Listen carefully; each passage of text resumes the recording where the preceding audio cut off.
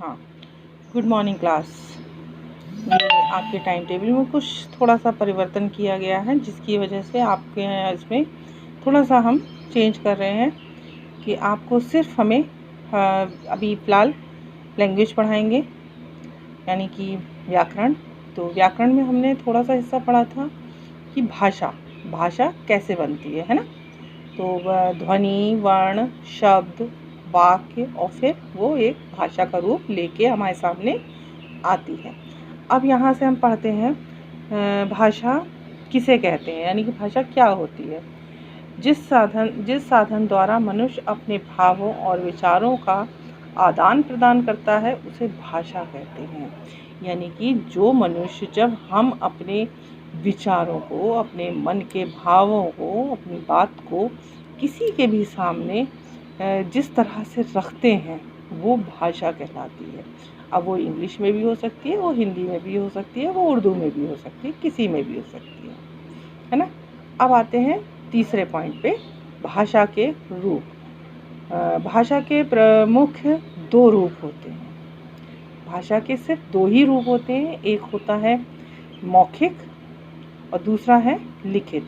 यानी कि मौखिक जो हम बोल रहे हैं, ठीक है, जो आप हमें बोल रहे हैं या हम आपको बोल के बता रहे हैं, ये मौखिक भाषा है। लिखित भाषा जो आप, जैसे अगर मैं इस समय का एग्जाम्पल लूँ, तो आप जो हमें मैसेज करते हो, लिख कर पूछते हो कि मैम इसका आंसर क्या होगा, मैम इसका मतलब क्या होता है, तो ये लिखित भाषा है। अगर आप ऑडियो भेजते हो तो वो मौखिक भाषा है।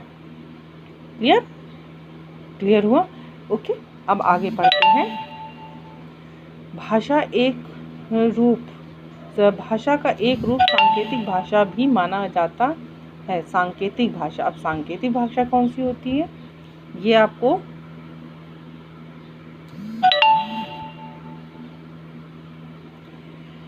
मैं बता दूं। सांकेतिक भाषा, जैसे कि अगर आपने कभी रोड पे चलते हुए, जब चौराहों पे ट्रैफिक पुलिस खड़ी रहती है, इशारे करती है, राइट को रोकती है, लेफ़्ट को वापस रास्ता खोल देती है, फिर लेफ़्ट को रोकती हैं, राइट वाले को जो है आने के लिए, जाने के लिए रास्ता दे देती है, वो हमारी जो है सांकेतिक भाषा। एक वही इसी तरह से हम लोग आपस में भी सांकेतिक भाषा के ही ज़रिए बात करते हैं। जैसे कि आप ही लोग हैं, एक सीट के अगर क्लास के इस कोने पे बैठा है और दूसरा उस कोने पर बैठा है, आपको अपनी बात वहाँ तक पहुँचानी है, और जो कि आपकी क्लास में उस समय टीचर भी प्रेजेंट है। तो आप क्या करोगे, तब आप जो है उस समय पे इस सांकेतिक भाषा का प्रयोग करते हो, इशारे में एक दूसरे को अपना मैसेज पास करते हो, ठीक है। पर इसका अध्ययन व्याकरण में नहीं किया जाता,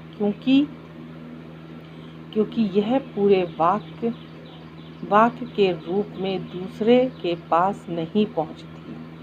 यानी कि सांकेतिक भाषा जो है इशारे में पहुंचती है, ना कि हमारे पास एक वाक्य के रूप में। यानी कि जो मैं बोल रही हूँ वो एक वाक्य है, ये वाक्य के रूप में नहीं जाती है, संकेतों के रूप में जाती है ना, दूसरे के पास पहुंचती है, बल्कि भावों के रूप में पहुंचती है।